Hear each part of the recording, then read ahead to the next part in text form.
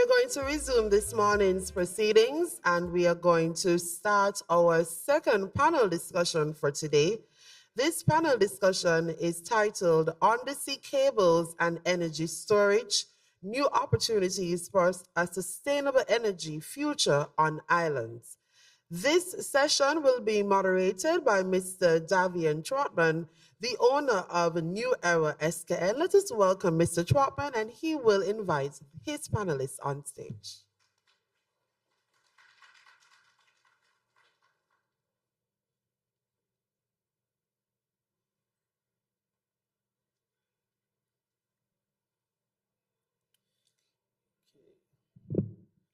All right, good morning. Trust you all had a good break, and we will proceed to introduce my panelists. First off, with Nelson Stapleton, who is the Transmission and Distribution Manager for NEVLEC.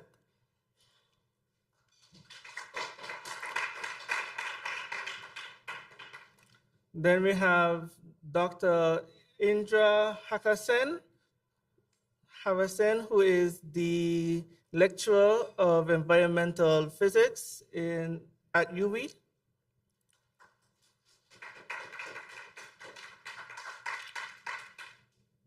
Then we have Kenward Roberts, who is the engineering manager at Skelec. Then finally, but not least, we have it is Andressa Ferraz from ABBA, who is the Sustainability Advisory Service Manager, EMEA region. Okay.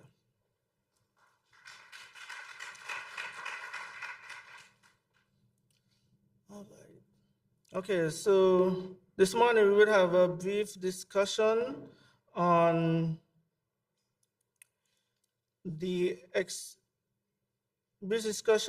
that will explore the pivotal role of undersea cables and energy storage in enhancing grid reliability and supporting renewable energy integration. The use of undersea cables for cross-border electricity transmission and large-scale energy storage systems for grid stabilization will become increasingly critical. We will have Mr. Nelson Stapleton that will start off the discussion.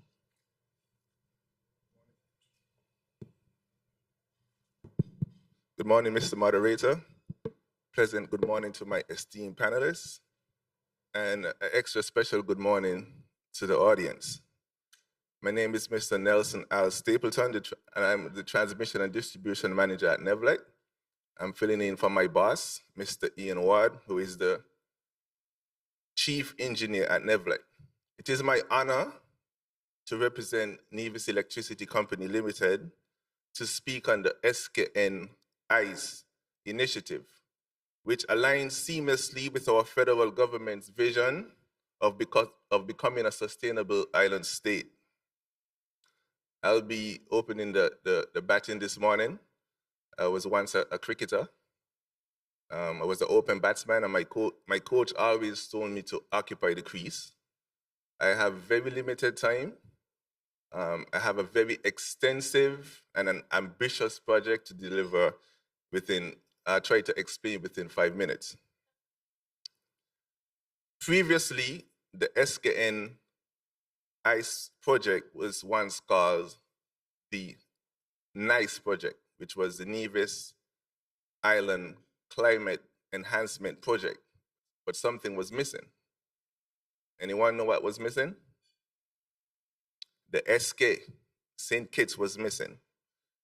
As you may recall from the summit's opening, both the Prime Minister of St. Kitts and Nevis and the Premier of Nevis, which is the opposition leader, Mr. Mark Brantley, they committed to unlocking the geothermal potential in Nevis.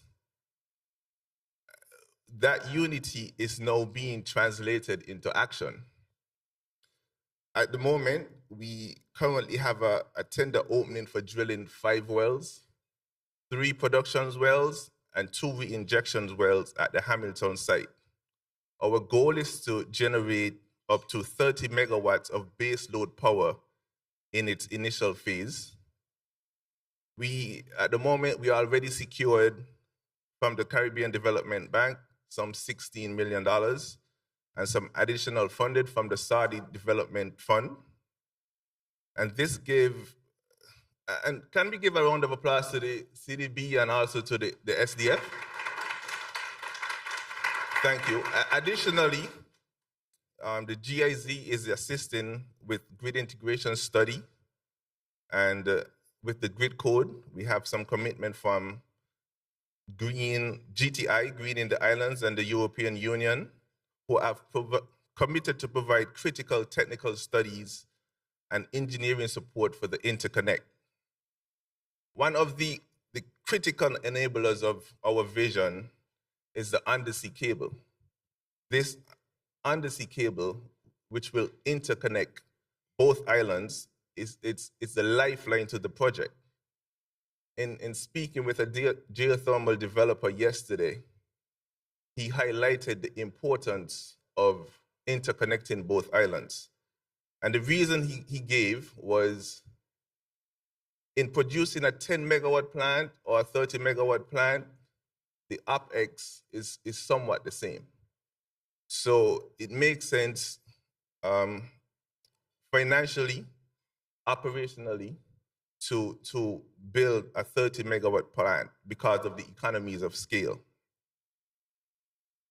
The SKN NICE project is not just about running cables or drilling geothermal plants. It's about reliability, resilience, and also our national vulnerability, is reducing our national vulnerability. Today, over 99% of our electricity and 100% of our transmission fuels come from imported fossil fuels. So we plan on reversing that dependence and decarbonizing our grid and eventually our economy. In producing geothermal energy, there's one thing we have to unlock, which is we have to develop a grid, a robust networking infrastructure, and we plan to do so by creating a smart grid that will have real-time management and automation that is data-driven for making decision-making, and also we plan to include to the grid, we plan to see some sustainable other sources of renewable energy, which is solar and also wind. In our roadmap, Nevlec plans to develop a 5 megawatt solar farm with 20 megawatt hour of battery storage, which is a critical step of dispatchable clean energy sources. In unlocking the smart grid, we plan to look at 4 Ds. We plan to look at decarbonization, decentralization, democratization, and digitalization. The decarbonization of the grid entails integrated renewable sources, such as I mentioned before, solar and wind. Decentralization enables distributed generation, such as rooftop solar and microgrids.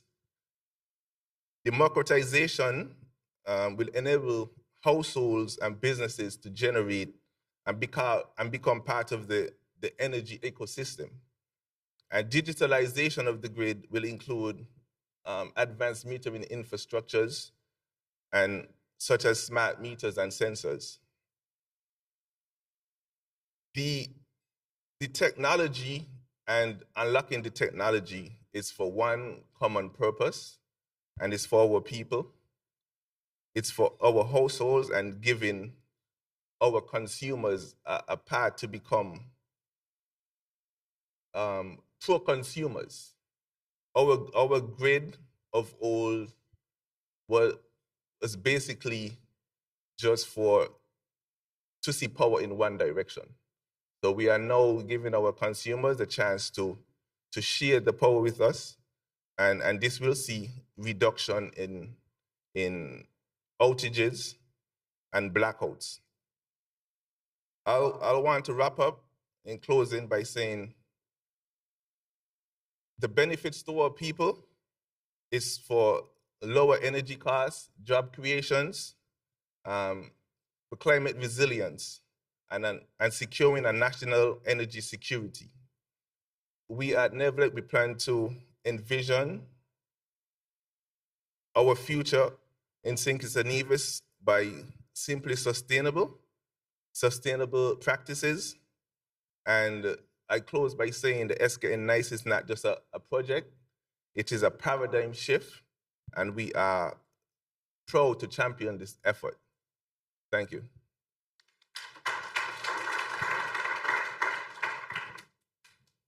Okay, so now we will have Ms. Dr. Idra Hackerson will speak on how the undersea cables and the energy storage will be sustainable to the islands.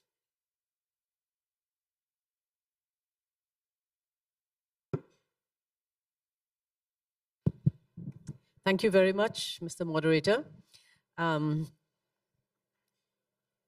will start by just giving a brief overview of some of the existing energy storage systems. So many of you would know this already. We have lithium-ion batteries, thermal energy storage, pumped hydro, liquid air energy storage, flow batteries, green hydrogen, and flywheel energy storage. So where is this whole discussion? How is it related to any of these? Is it related at all? So being undersea cable means that it may not necessarily fall in any of these categories. Why do we need energy storage systems? So these systems enable the efficient integration of renewables to improving grid stability, which is something that every island needs to work towards. Also providing backup power. Those systems are crucial for balancing supply and demand in power grids, and many of us are transitioning to renewables, and that will help us along that path.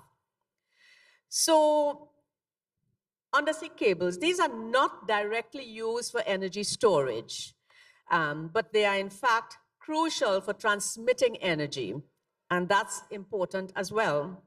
So renewable energy from offshore wind farms and tidal energy facilities, when we gain the energy from that, what do we do with it? Offshore is difficult, right? So we need to find some ways to transmit them and then store them. So these enable efficient transfer of electricity generated offshore, and also it's key to connecting regions and islands and enhancing our grid energy, our grid flexibility in most of these islands in particular. It's important. So undersea cables are used not really for storage, but for transmission. And the key role in renewables, because renewables are intermittent, it's something that we need to take care of and try to capture it when it's actually available. So we transmit the electricity from offshore wind farms and tidal energy to land, and then we could proceed to using it.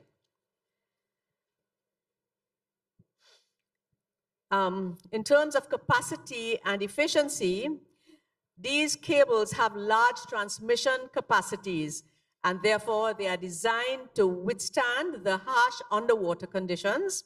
The environment is very harsh, and also they are protected from weather conditions, which is then leading to reliability.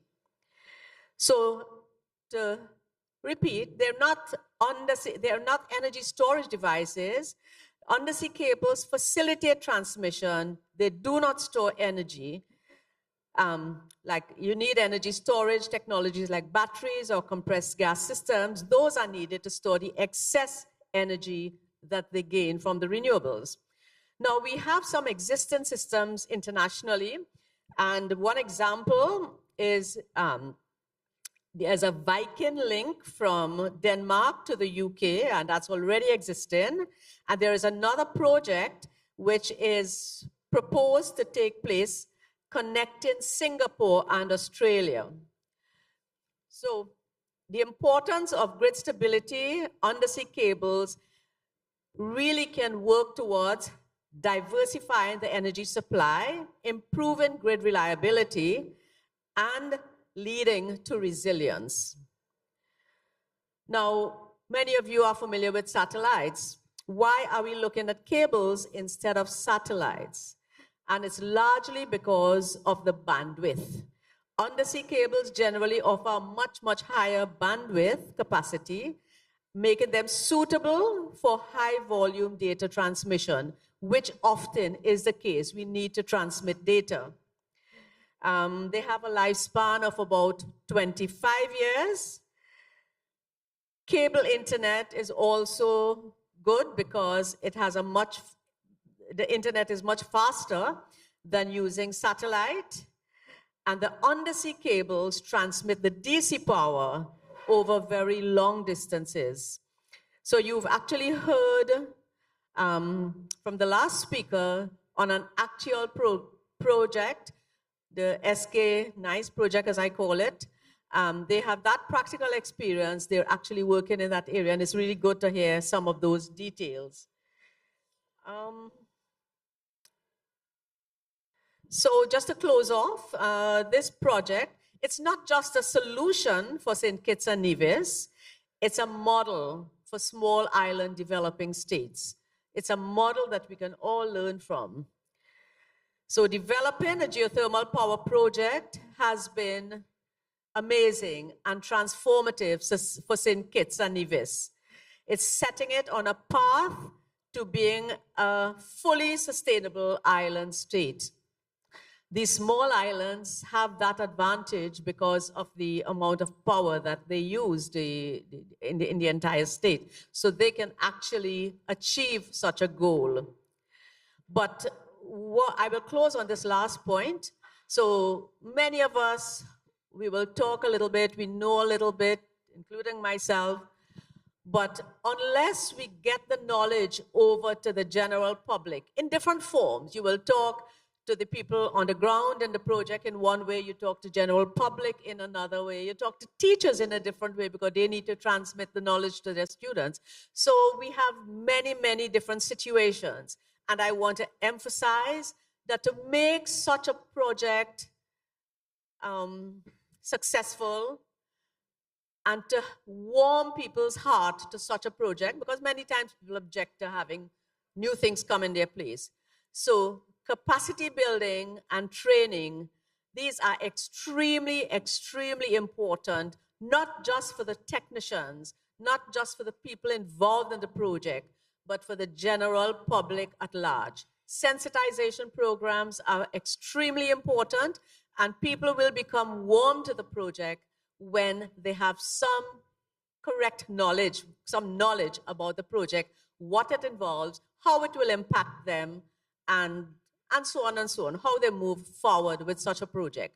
So emphasizing training and capacity building for successful project. Thank you very much.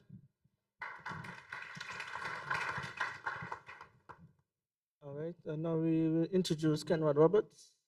Yes, hi, so good morning. I will continue with the discussion points, one being the GSIS project and the general overview that has been presented in relation to subsea cables and energy storage. From the perspective of new opportunities, firstly, in looking at subsea cables, it's a critical and key mechanism for unlocking the sustainable energy future. And while this is something that we are aware of and we hear quite a bit, I would like to juxtapose that with indicating that besides unlocking that sustainable energy future, it is very much related to general improvement in grid reliability. We are small islands with with limited resources. And the interconnecting of our systems brings with it a number of benefits. So in the first, touching on the SKN-NICE project, currently there is under consideration for there to be 3 links between St. Kitts and Nevis. The question would be, why 3 links? And one could say that it comes down to assessing these things based on timescales as well as based on to what degree one can reap the benefits that one would want based on the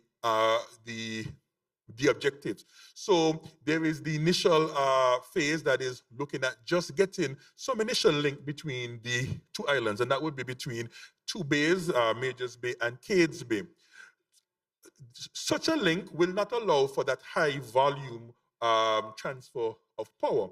However, by having a link like that in early, and it's one of the more cheaper links, so cost, of course, is always a factor.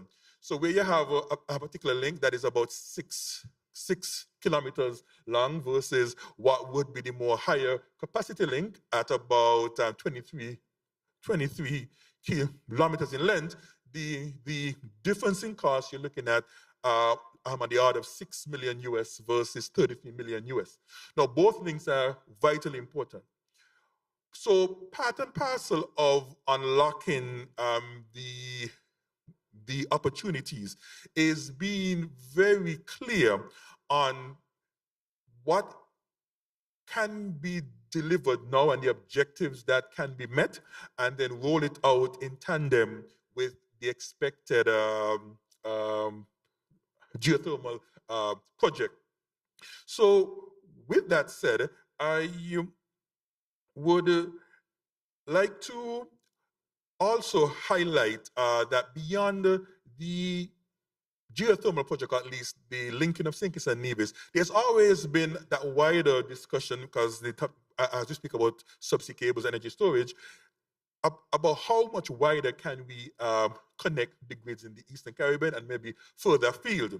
And it's something that should be looked at closely, but of course that may not be in the immediate and well, short term, but it certainly is something on the table. And with that being on the table, it then informs the discussions and the considerations for what is being considered. So right now, St. Kitts and as well as Nevis, we do not have a transmission system. Though we would speak of transmission and distribution, what we have is really a distribution system. So while we are looking at undersea cables and storage to be that to be what would unlock the opportunity for sustainable energy sources, related to that is currently in parallel looking to build out like an associated transmission grid that is in principle designed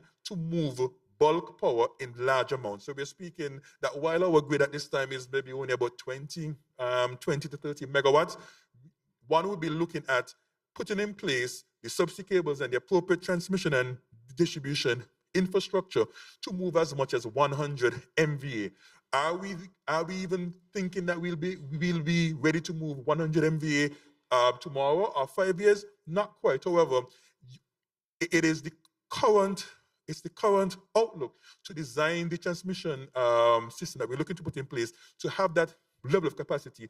That way, once the geothermal has scaled up to the 30 or maybe even larger, it's just a matter of now linking in the associated islands. So with that said, I will pass on to my fellow panelists. Thank you.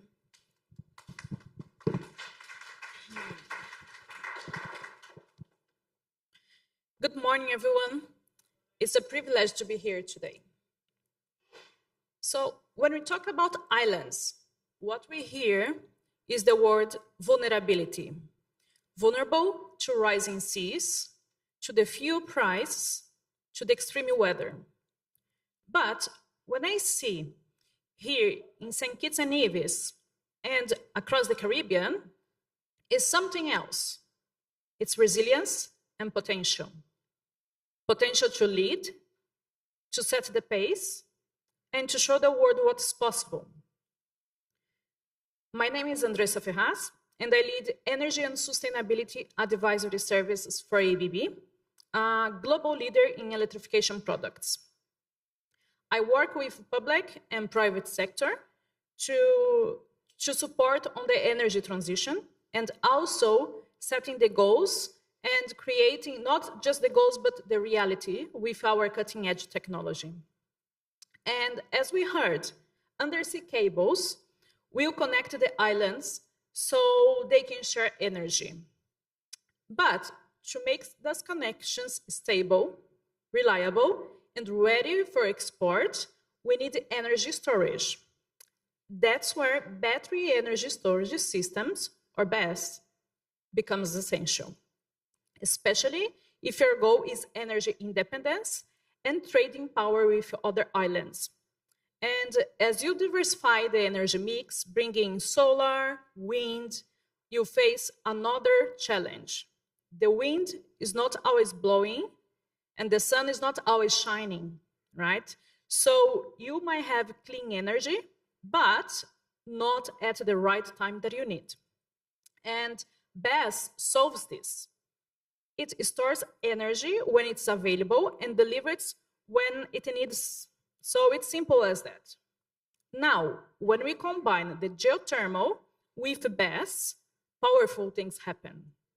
The geothermal can give the base power, and the BESS can handle, for example, the peak demand, grid stability, and restarts after storms, which is essential to keep the system strong and reliable. BESS can also manage short-term fluctuations or seasonal variations, and this supports on avoiding the need to oversizing the geothermal and as well the grid infrastructure. Most importantly, the BESS allows you to store before you export it, enabling controlled, reliable power, and so then you can deliver this to the other islands. This opened the doors for energy trading, turning excess generation into new revenue streams for the island and make the grid truly export ready. This is not just a theory. This is already happening, and other islands are doing this already. So, for example, on Tau Island in American Samoa, they install battery energy storage system there to help them to eliminate the diesel, right, that they consumed. And with the BESS, they were able to eliminate 100 gallons of diesel per year. Also, in Curaçao, they deployed a 25 megawatt system to reduce their grid instability and increase renewable energy penetration. And just recently in the US, Virgin Islands, they committed to install energy storage as part of their hurricane resilience strategy. So you see, each one of these projects addressed a local pain point: high fuel costs, outages, and unreliable imports, right? But at ABB, we understand that the upfront capex and the investment to deploy battery energy storage systems can be a barrier, right? That's why we offer a model that is called BESS as a service, where you pay for energy availability and performance, not for the hardware. This means there is no upfront cost to deploy the technology. It supports faster implementation and clear guaranteed results with insurance cover. We also work closely with policymakers to design a procurement framework, optimize grid planning, and ensure a skill transfer for the locals so the system can be maintained locally. We are not just selling the hardware. We are enabling a smart energy system and island community to take the control. Now, let's look ahead. St. Kitts and Nevis is just building the geothermal for itself. It's looking to power the region, and that is leadership. But to export power, you need to first stabilize your own grid. you can't be a supplier if your own system is fragile. Storage makes this possible. It is the anchor of reliable and export-ready grid. So when we talk about island, let's talk about resilience. And when we talk about resilience, this is take control. Control of your energy, your economy, and your future. And when we talk about control, storage is what makes it real. So thank you.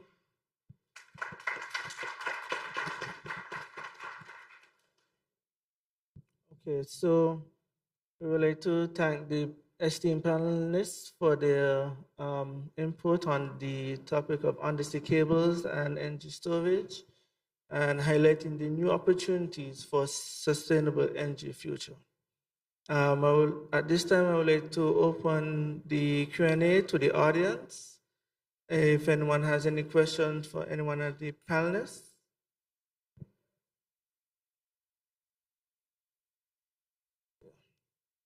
Okay, I see one hand.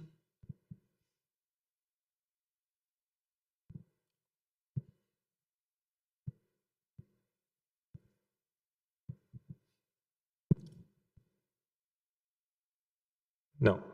Is it? Okay. Hello. Thank you very much for your interventions, dear panelists. And I wanted to ask a question about the feasibility and the economic and financial cost of installing the undersea cables. And so I was speaking to also some fellow delegates here, and some were telling me that in order to achieve the installation and connect the islands together, like not just St. Kitts and Nevis, but also surrounding islands, it might take up to a few hundreds of millions of dollars to install these cables, and that might require some time and build an economy in Nevis first around the geothermal energy, and then start financing the installation of these cables. Do you think it is possible to start off by connecting these cables in line with the development of the 30 megawatt geothermal power plant? Thank you. All right. Okay, so I'll let Ken Roberts answer that question. Yes, so your question is right on the mark. Indeed, it's quite an expensive endeavor when you look at connecting further afield beyond the Twin Islands. So indeed, the focus, and particularly the project that was spoken about by my fellow panelist, Stapleton, is initially to connect St. Kitts and Nevis, and we are looking on the order of moving about 20 MV or 20 megawatts of power, which of course doesn't do anything for much larger islands.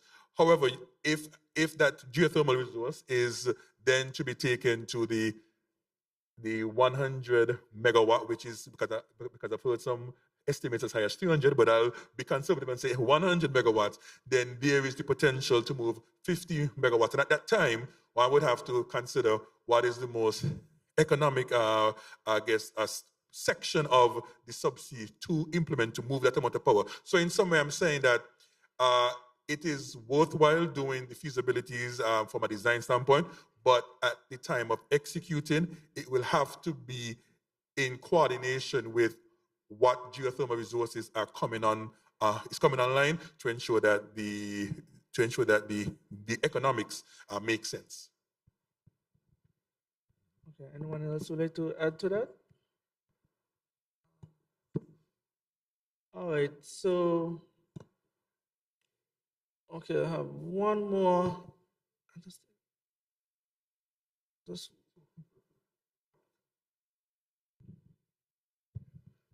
Thank you very much. Very interesting session. I just have one observation and a comment based on what Mr. Nelson Stapleton mentioned.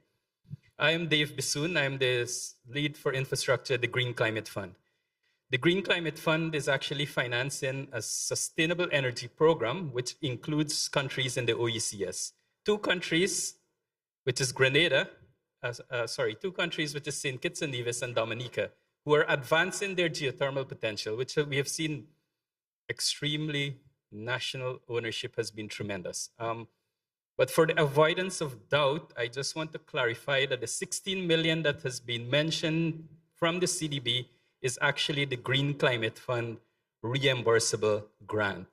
So in fact, so far for St. Kitts and Nevis, we have provided 16 million reimbursable grant plus 1 million, which is in total 17 million for the drilling. And subsequent to that, we have additional financing under this program, an $80 million program financed by the GCF, which is channeled to our accredited entity. How the GCF works is that the accredited entity accesses the finance, and it is channeled to our executing entity. In this case, the accredited entity is the IDB that received 80 million financing, extremely concessional financing. This is serious concessional financing that is provided to countries and partners to make these projects happen. And hence, for the avoidance of doubt, the 16 million is from the GCF of a larger package which entails $80 million for the Sustainable Energy Program for the Caribbean. Thank you.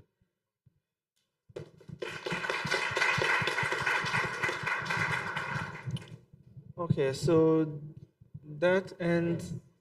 Okay. Oh, sorry. Okay. We're really short on time, so you'll be our last question. Okay, thank you. Good morning, everyone. My name is Dr. Tracy Challenger, and I'm with the Ministry of Agriculture. My question is, we understand the importance of storage for the energy, and I am speaking about the battery storage. I am assuming that these batteries are lithium batteries. So my question is, are these batteries, what is the lifespan of these batteries? Are they going to be reusable? And if not, how would these batteries be disposed of? Because we have a lot of, the move is towards the use of this type of system. So in terms of sustainability and with consideration for the environment, how would these batteries, how long would they, what is the lifespan, and how are we going to dispose of them when they're no longer useful to us? Thank you. Thank you. Thank you for this question. That's really relevant, especially when you talk about sustainability, right? Normally, the lithium batteries, the lifespan depends on how you use it. The more cycle you do of charging and discharging of that battery, the faster will be the end of the life. And here we are talking about 10 to 15 years is the life of these batteries.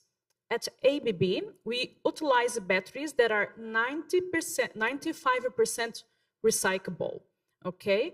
And after we use these batteries on BESS systems, the moment the energy goes down below what is specified for the project, we take away that batteries and reapply in other projects that requires less battery capacity. So we give a second life for that batteries, and the moment it cannot support anymore the projects that they are employed at, they are recycled.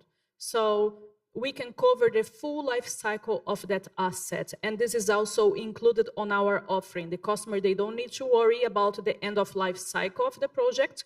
We also take care of that. Okay. All right, so I would like to get a round of applause for our panelists.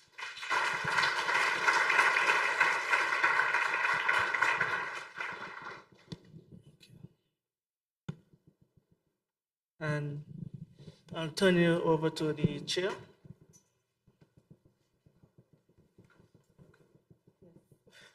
I'll invite the panel to leave the stage, and we'll give them a second round of applause as they depart. And we make way for our final panel for this morning. This panel is entitled Sun, Sand, and Sustainability, Charting the Future of Island Tourism in a Changing Climate.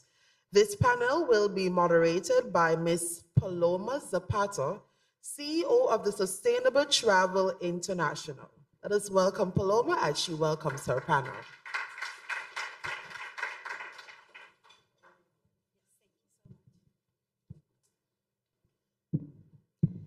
morning, everyone.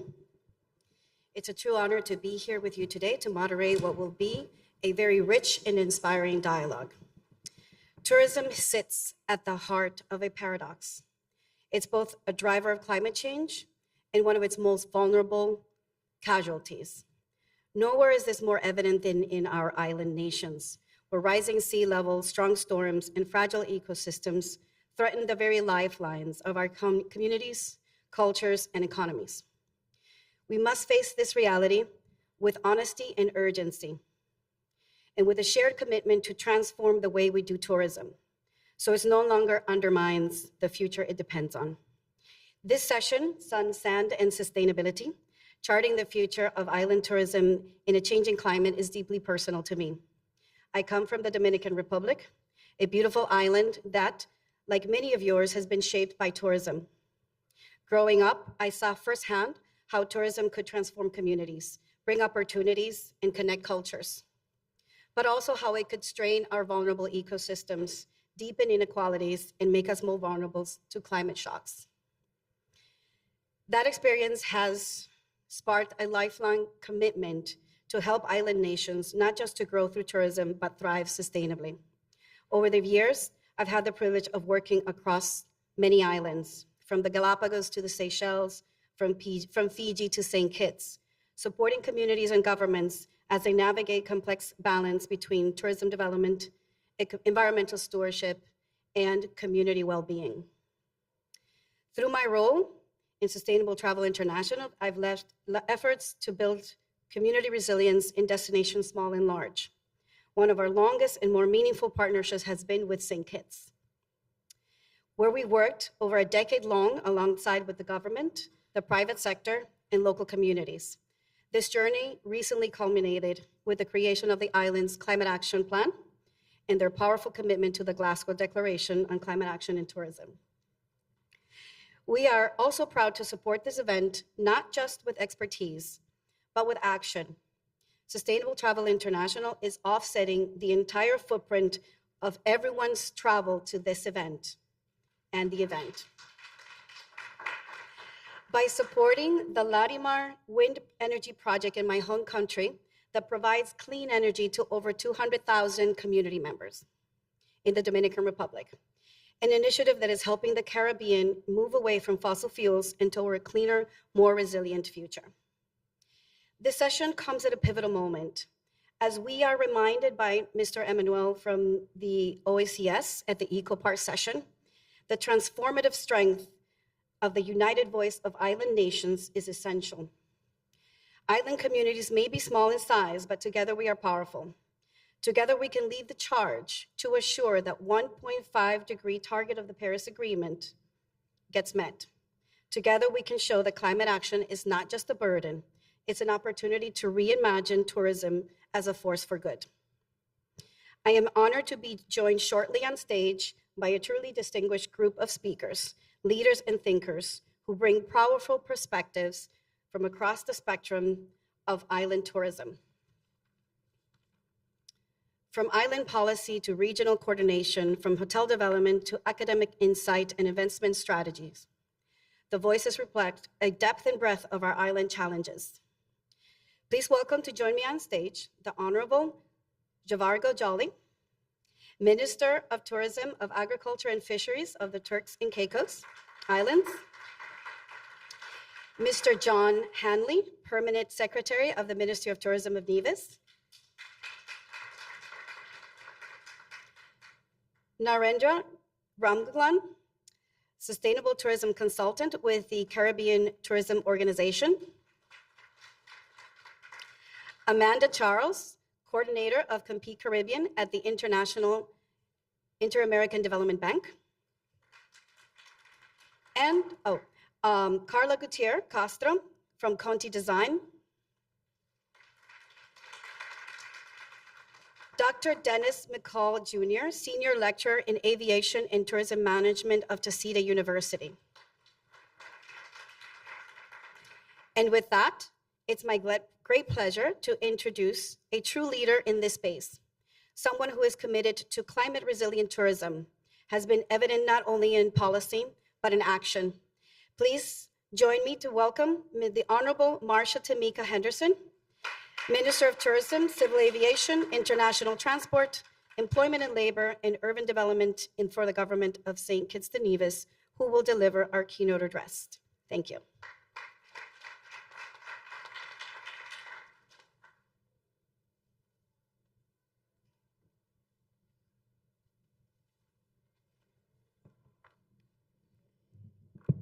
Thank you, Paloma. Ladies and gentlemen, esteemed colleagues, distinguished guests. Imagine a horizon where golden sands shimmer beneath a warm sun, where blue waves whisper stories of resilience, and where every footprint leaves a positive mark on the land. This is the future of island tourism, a vision rooted in harmony with nature, driven by innovation, and committed to sustainability. It is both an honor and privilege to speak with you today on behalf of our small island nations at a pivotal moment. We stand at a crossroad, facing unprecedented challenges from climate change, yet also recognizing the extraordinary opportunities to lead in sustainable tourism development. I am proud to affirm that our Federation is already leading by example. We have embarked on an ambitious agenda to embed sustainability into our tourism sector. Today's theme, sun, sand, and sustainability, captures the essence of our island's natural beauty and the foundation upon which we are building a resilient, responsible, and innovative industry. In St. Kitts and Nevis, we are prioritizing renewable energy. Our investments in solar and wind projects are aimed at reducing our carbon footprints and ensuring energy resilience. This commitment extends to our air and our seaports, where we have installed at our cruise ports shore power capacity with the intention of having this supported by clean energy within a period of 24 months. This, of course, will allow our cruise ships to unplug while in port, significantly reducing emissions. Our efforts have in fact gained international recognition. We are proud to be selected as one of the 4 pilot projects by the International Maritime Organization under the IMO CARES initiative. This project pioneers port decarbonization in the Caribbean through a wind-powered microgrid. The proposed wind turbine equipped with a storm protection feature would be integrated into a renewable powered microgrid projected to cut nearly 46% of port emissions and achieve 100% carbon neutrality by utilizing wind, solar, and storage systems. These initiatives serve as a dual purpose, protecting our environment and powering our tourism infrastructure sustainably. We are also integrating climate resilience into our development plans, adapting infrastructure to withstand extreme weather and the rise in sea levels, ensuring that our tourism assets remain protected, not just for today, but for future generations. Our hospitality sector exemplifies this commitment. Eco-friendly initiatives, such as the Green Key certification at the Park Hyatt Hotel in St. Kitts, and I'm sure a number of you are staying there, and sustainable technologies at Sunset Reef showcase our proactive measures. We are already taking steps to reduce our carbon footprints. In addition, we continue to diversify our offerings with sustainable experiences. Our La Amiga Natural Farm Tour, listed on National Geographic's Best of the World 2024, offers visitors a chance to explore local agriculture in an eco-conscious setting. The St. Kitts Eco Park, the largest greenhouse in the Caribbean, provides an opportunity for visitors to learn about sustainable architecture, local flora and fauna, and agritourism demonstrations. Forgive me. Our culinary scene also emphasizes sustainability, featuring locally grown ingredients during our Restaurants Week and other events, encouraging our visitors and locals and stakeholders to embrace greener practice. For us, the future is now. Sustainability is woven into the fabric of our island's identity. To guide our efforts, we established a sustainability charter based on 4 pillars: our history, our culture, our environment, and our livelihoods. Last year, we reaffirmed our commitment by signing the Glasgow Declaration on Climate Action in Tourism, pledging to publish a climate action plan within 12 months and to halve our emissions by 2030, reaching net zero by 2050. And I'm proud to say and share with you this morning that we have in fact completed this plan, and we are now moving into the implementation phase. We believe that sustainable tourism must be inclusive. Our strategies actively involve our local communities, empowering our local artisans, our entrepreneurs, and cultural custodians. This approach ensures that the economic benefits of the industry are shared equitably, and our rich cultural heritage remains vibrant and remains authentic.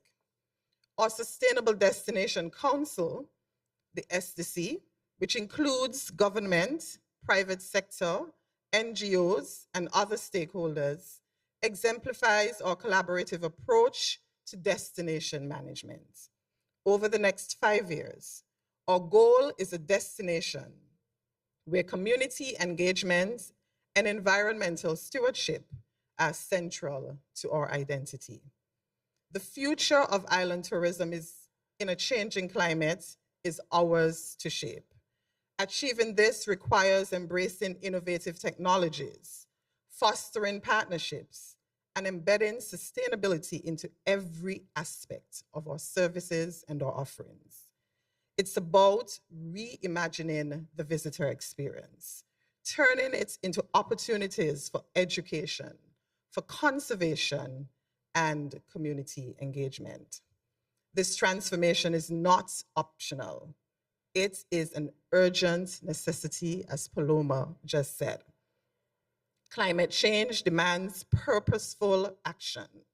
By integrating sustainability into our core operations in tourism, we ensure that future generations will continue to enjoy our sun-drenched beaches, pristine sands, and of course, our vibrant cultural tapestry. And so in closing, I invite us all to reimagine, innovate, and implement a future where island tourism thrives in harmony with our changing climate, where sun, sand, and sustainability walk hand in hand towards a resilient and radiant tomorrow. Thank you for your time.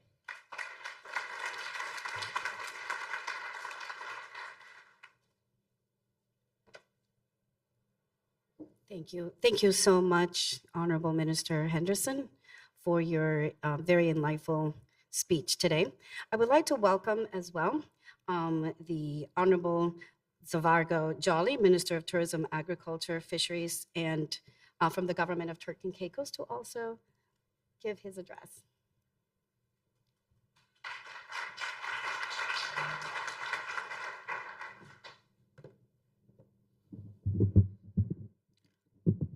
Good morning, everyone. So originally, we were going to skip the opening remarks to save time. In a room full of politicians and technocrats, that's probably the most sustainable decision we were going to make all day. But also in typical politician fashion, I give you my word that I'll be brief. So my name is Honorable Shivago Jolly. I am from the Turks and Caicos Islands. I have the pleasure of not only being the Minister of Tourism, but I'm also the Minister of the Environment, Fisheries, Maritime, and Agriculture. So if you're asking yourself why I've been here all week, I think you just got your answer. In the Turks and Caicos Islands, we've known that our sun and sand bring the world to our shores. But it's how we protect what we can't rebuild that will define our future. Make no mistake, sustainability isn't just a checkbox for us. It is our insurance policy. Because tourism isn't just our food, it isn't just how we sustain ourselves, it is literally our survival. That's why we've adopted a model that weaves resilience into everything we do. We've become eco-conscious when it comes to tourism development, coastal protection, not just for the postcards, but for our people. And we've taken agriculture that grows in shade houses, not just on spreadsheets. Our farmers are now feeding our guests, and our fishermen are supplying our finest restaurants. And our developers are now expected to build like they live in our country. We are not just a luxury destination, but in Turks and Caicos, luxury now means leaving the beach better than you originally found it. We're not interested in growing fast, we're interested in growing forever. We're expanding our marine parks, we're restoring coral, and we're investing in young people who inherit these islands long after all these panels are over. So sustainability isn't just about sacrifice for us. We've learned to make it our superpower. And if we can get it right, the world just won't come to see our beauty. They will learn from our example. And in true politician fashion, I kept my promise. Thank you.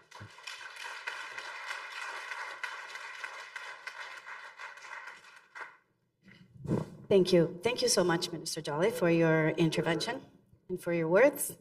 And I'm going to start with you, asking the first question to our panel. So, being the Turks and Caicos is low-lying islands of 40 low-lying islands archipelago that relies heavily on Provo as the gateway island. You do have a considerable challenge in deconcentrating the area and bringing everybody across the other islands to experience the beauty and the nature and the other tourism offering. Can you tell us a little bit about how your ministry and the government is strategically managing this pressure on the infrastructure and on the people while enhancing climate resilience across the wider archipelago? Thank you for the question.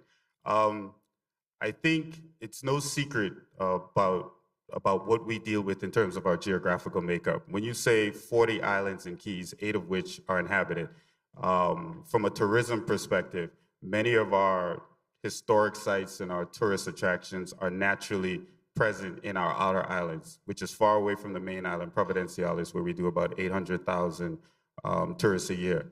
So oddly enough, when I was here on Monday and we did the opening ceremony, I heard the premier of Nevis, who is also the leader of opposition, talk about the possibility of bridging the gap between St. Kitts and Nevis. This is a conversation that we've always had in terms of the consultancy for the Spine-Link Bridge. But just from a challenging perspective and a legislative perspective, every resource that we provide for Providenciales, which is our main island, we have to find a way to incorporate it, even on a lesser extent, to our other islands. Now, we've been strategic in our approach in terms of the commissioning of the carrying capacity report, which is the first ever done in the Caribbean, I think in the world actually. And this report has provided us with the information and basically the framework to be strategic in how not only we market our other islands, but how beneficial it can be, not just from an attractions perspective, but also for how we invest in infrastructure, how we move forward in terms of distributing all of our resources. So we've taken the policy perspective going back decades, but now we've finally been able to administrate and implement through the administration of the carrying capacity and now the implementation of it through Experience TCI. Thank you so much. The carrying capacity is a very important tool and it's very relevant to a lot of island nations. I myself am working on the Curaçao carrying capacity. So it's very relevant for other island nations trying to deconcentrate as well as preserve the natural environment. So you mentioned Nevis, so I want to go on to Mr. Henley. What are some of the strategic priorities your ministry is implementing to balance tourism development with environmental protection in the beautiful island of Nevis? Thank you for the opportunity that you have given to me to elaborate on our strategic objectives. One of the first things that we have to focus on is integrated coastal zone management and protection. And this is important given that 80 to 90% of our tourism plan is located within 1 kilometer of our coastline. Here we're talking about our hotels, restaurants, ports, and other tourism infrastructure, our beaches and other attractions. So that means that we are very susceptible to sea level rise and increased storm intensity. So we have to pay attention. We liaise very closely with the Department of Physical Planning. So we have to liaise with them in terms of building codes and setback regulations.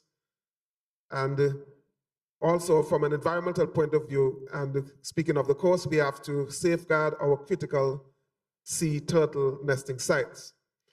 Secondly, we focus on sustainable energy transition and green infrastructure. And the Premier would have spoken at length on day one regarding our flagship geothermal energy project. We have also invested in wind energy and solar energy, and we are doing our best to move towards, ideally, total dependence on green energy. And that will reduce our carbon footprint and make us more sustainable. Thirdly, we will be focusing on biodiversity, conservation, and ecotourism development. And we are part of the Narrows Marine Managed Area. So we work closely with the government departments that are responsible for this. We also develop and promote authentic ecotourism experiences and connect visitors to our natural environment in a responsible way.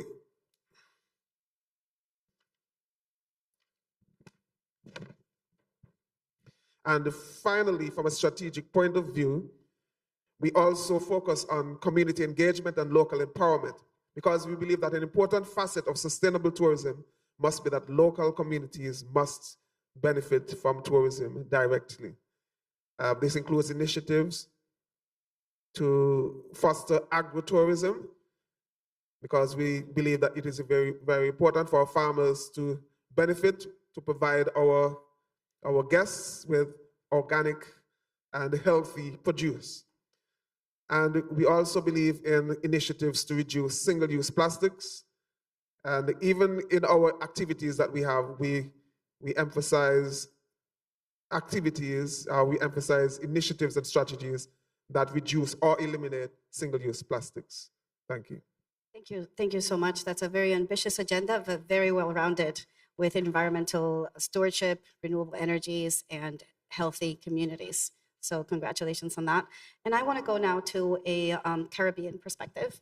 Narendra, can you tell us what the regional approaches or frameworks is the CTO promoting to address sustainability and climate resilience in island tourism? And if there are any very specific, destinations or projects, leading the way? Yeah, thank you, Paloma. Good morning, everyone. At the CTO, we've been tasked with leading sustainable tourism development in the region, in terms of research, advocacy, training and development, technical support for our member countries. And we do have 25 member countries, all right? Tourism is the lifeblood of the region, and it's the most tourism-intensive region in the world. When you look at direct and indirect impacts, for some of our islands, it's between 70 and 90% of our GDP. So, and we are also impacted the most from carbon, right? We contribute sometimes the least to it, but we are impacted the most from it. So sustainability for us in the Caribbean, it is not an option, it's a necessity. Our livelihoods depend on it. And I want to share one statistic. So a warming of 1.5 degrees, what does that mean? It means that 70 to 90% of our warm water corals are going to be gone. And if that is gone, think about it, most of our populations live along the coast. All right, so it affects our livelihoods. So the CTO has on its front burner not just sustainability, but we've also incorporated and we've also done work on regenerative tourism, right? The difference between sustainability and regenerative tourism is regenerative tourism takes sustainability one notch further. If you comb the 127 definitions of sustainability, they will all talk about three pillars: economic, socio-cultural, environmental. But from the CTO on the onset, we recognize a fourth pillar, and that was climate, right? So we've put that on the front burner. So we've been doing a lot of work in terms of regenerative tourism, right? Pushing a lot of climate positive product development in terms of SAVE, as a niche market. We've done work in terms recently, we've done some work with UNESCO in terms of greening the orange economy and greening the orange sector, the creative sector. We've heard about the blue economy and the green economy, but you have the orange economy, you have the pink economy, you have the purple economy, you have the black economy, you have the brown economy. So we've been adding layers of greening to all of those sectors. And you also have the silver economy as well. So if you want to learn more about that, we can chat about that after, how it can be done. At the policy level as well, CTO would have signed the Glasgow Declaration. We were also one of the first to have signed the Baku Declaration at COP29 in Azerbaijan, all right? In terms of the work that we've been doing as well, in terms of regional frameworks and so on, we do have a sustainable tourism policy framework, which has been lauded as a best practice. It's a manual that speaks to the development and so on of sustainability and the direction we should be going in. And it's cited across a number of places. We've also gotten awards for our work in sustainability at the ITB in Germany this year.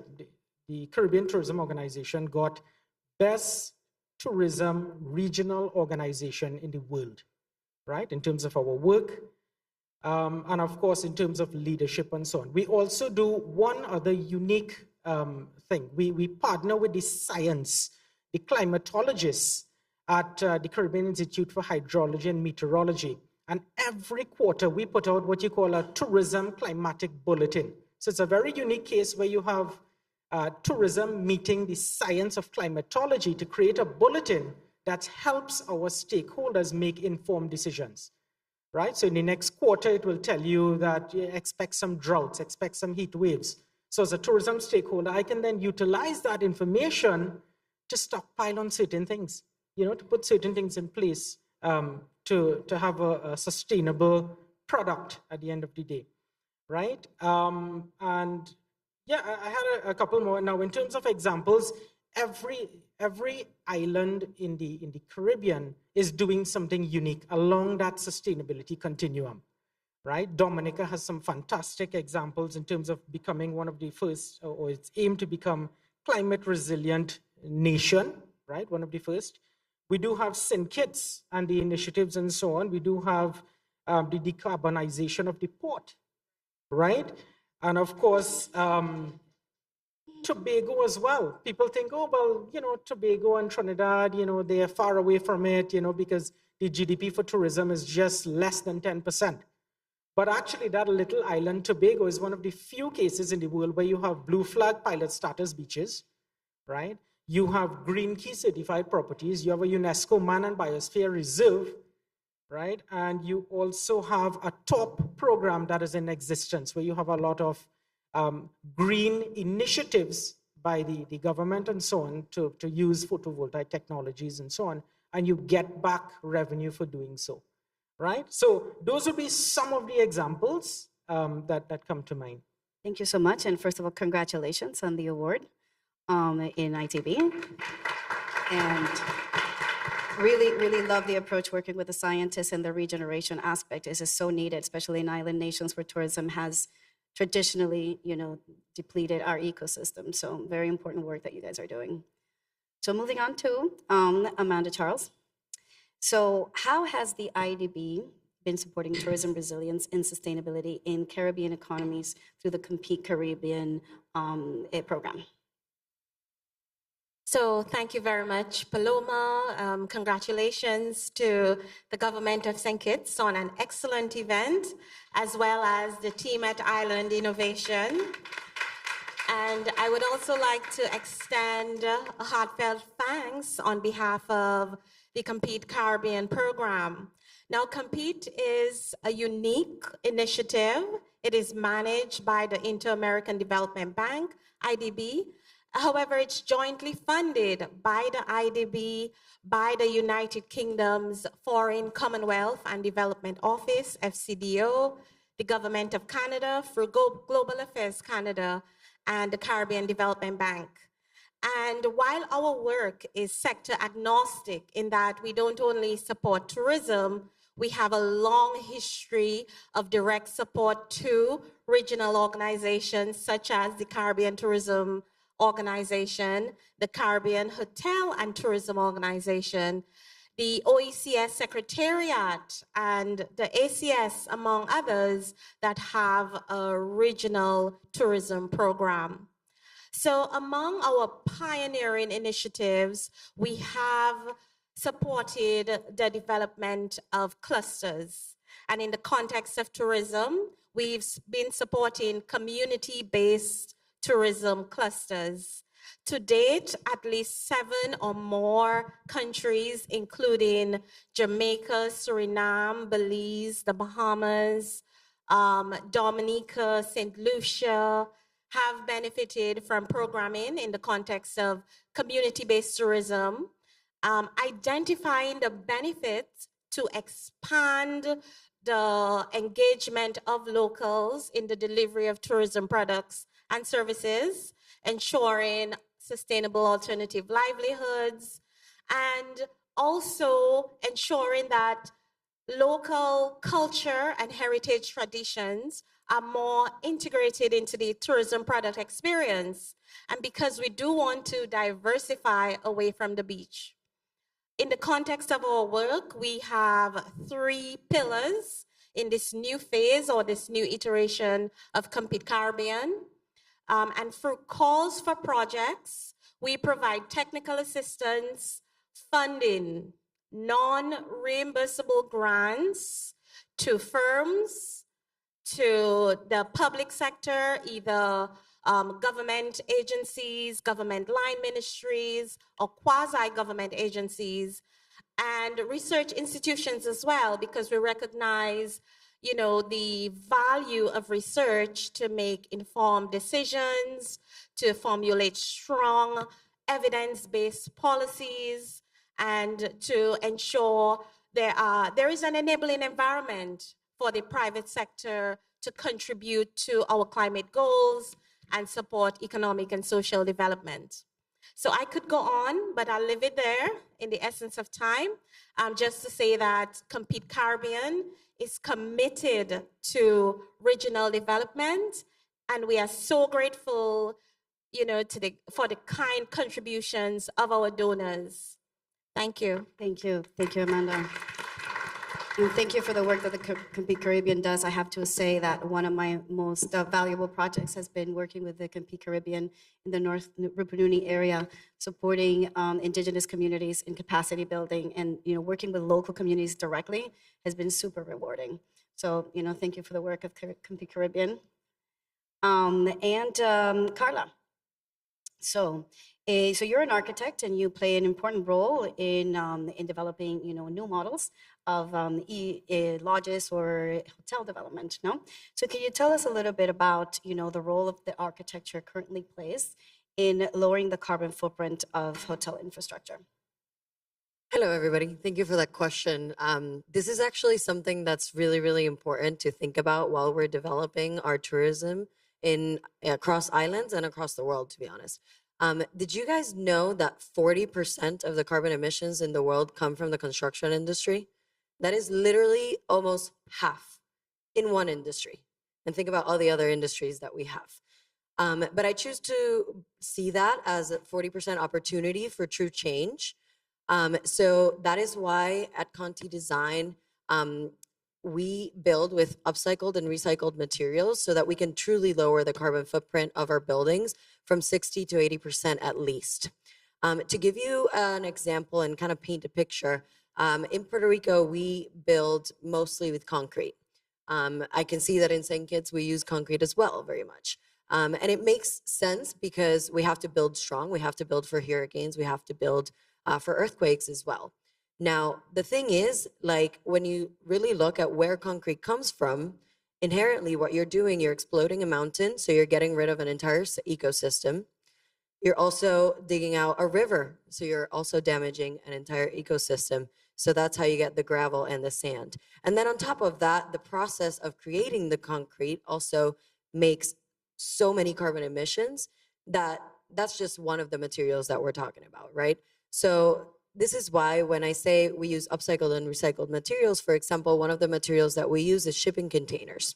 Why? Because they're built in a way that are already resilient. They're already the strongest box in the world, basically, and we can transform that. We can give it a new life instead of throwing it in the trash, instead of adding to the container graveyards, which add up to around 11 million containers that are decommissioned in the Americas. That is way too much.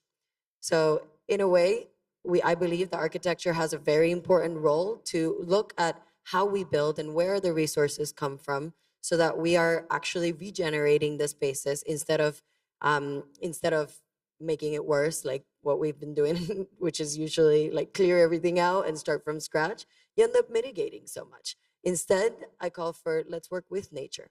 Let's create a symbiotic relationship between our buildings and the natural environment, so that we're not adding to the problem, but quite the opposite, regenerating the spaces in which we live in.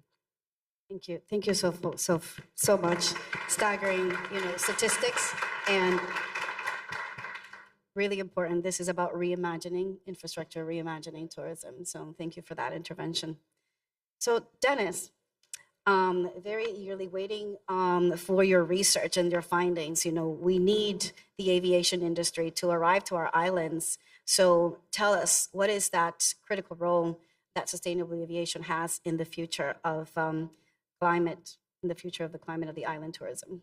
Awesome. Thank you so much for that question. Good morning, good morning, everyone.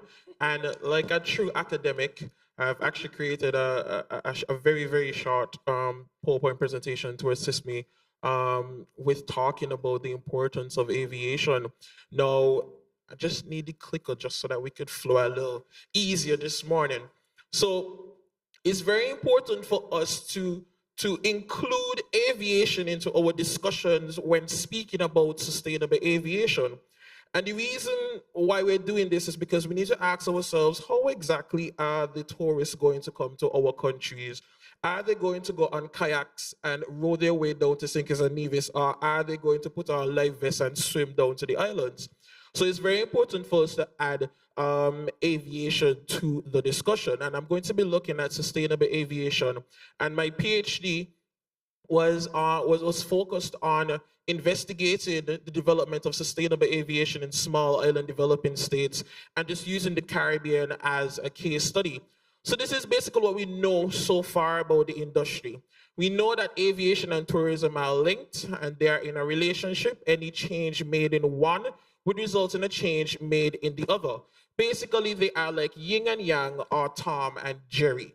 So we know here, we say that 58% of our tourists travel by air transport. So we see here just how important the aviation industry is towards the tourism conversation.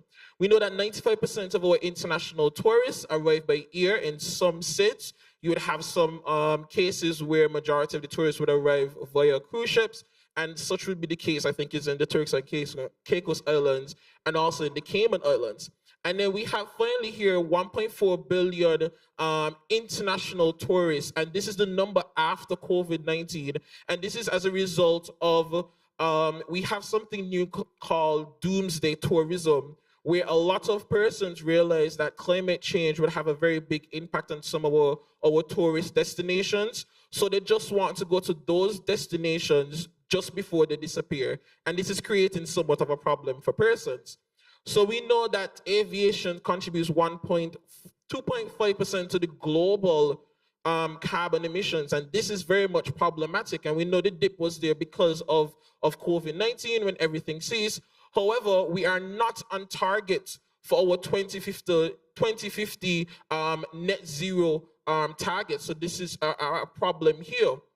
So sustainable aviation is essential for the survival of the island tourism. It's very, very important to have these conversations for SIDS, because this is not something that we are actually considering. We have it being considered in Europe, we have it being considered in the United States of America, also looking at Australia and also Asian countries. But the way we look at aviation in SIDS is to pick people off, drop them at the airport, pick them back up, and carry them back home.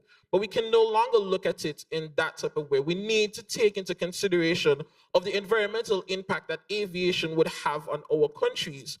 And whenever our ministers of government go after these different showcase and they invite a lot of airlines into the different countries, we need to be very, very careful and mindful of the carbon emissions that are coming from a lot of these different jets. And we need to be very mindful of our citizens that are living around some of these airports. Now, I just wanted to show just some key findings from my research. So between 2002 and 2022, there are 51 challenges associated with the aviation industry, and these can be linked with sustainable aviation. Now, the issue with these 51 challenges is that they are repeated every single year from 2002 up until 2022. The same can be said for these 67 recommendations that have been made between 2022 and between 2002 and 2022. So it begs us to ask the question, why is it every single year we're continuously doing these studies on aviation and sustainable aviation, and the outputs remain the same? The challenges remain the same, the recommendations still remain the same. So how exactly is it that we're supposed to be moving forward with sustainable tourism when we can't figure out how exactly to address some of the different challenges of getting persons to the islands?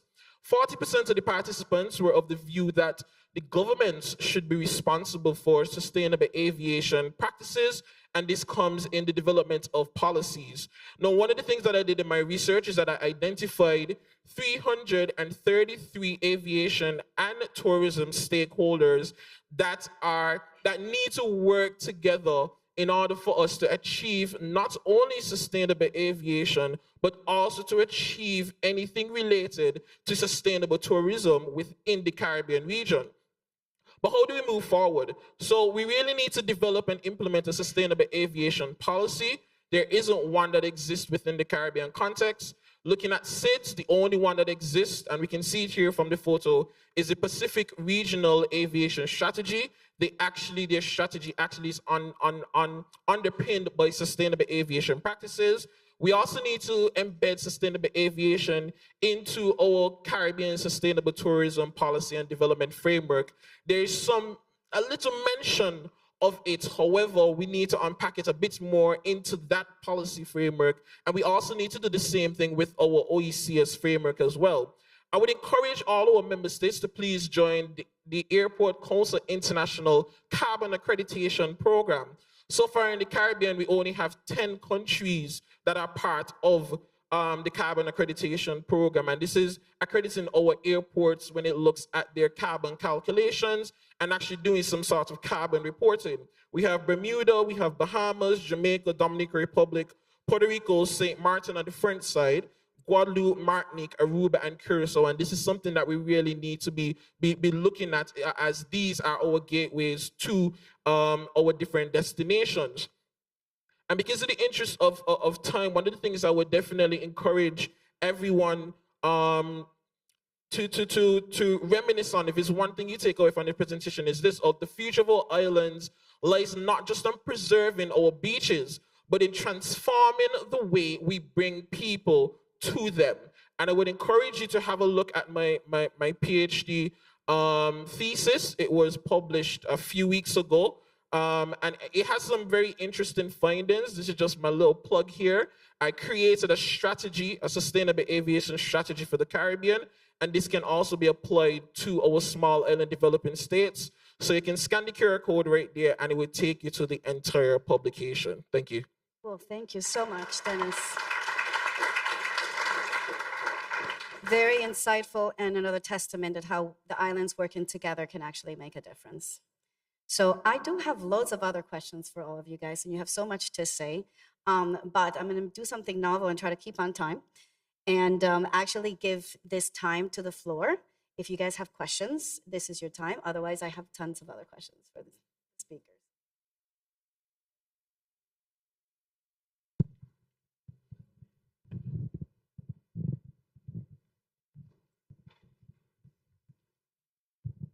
Thank you. Good afternoon, everyone. I'm Kevon Wilson from Leve Global in Trinidad and Tobago, and we are just embarking on developing the tourism strategy for St. Kitts and Nevis. And I have a controversial statement to make. From my 20 years experience, I see that tourism, more than any other sector or industry, has the power and the potential to transform economies, to dynamize sectors, create linkages, to create wealth. And I was very pleased to see the Minister for Turks and Caicos, Minister Jolly, having such an extensive portfolio showing the linkages with tourism, agriculture, fisheries, heritage, and even gaming. So the question I have is, from your experience in tourism development in the Caribbean, what are some of the lessons in terms of really generating wealth and that trickle-down effect from tourism in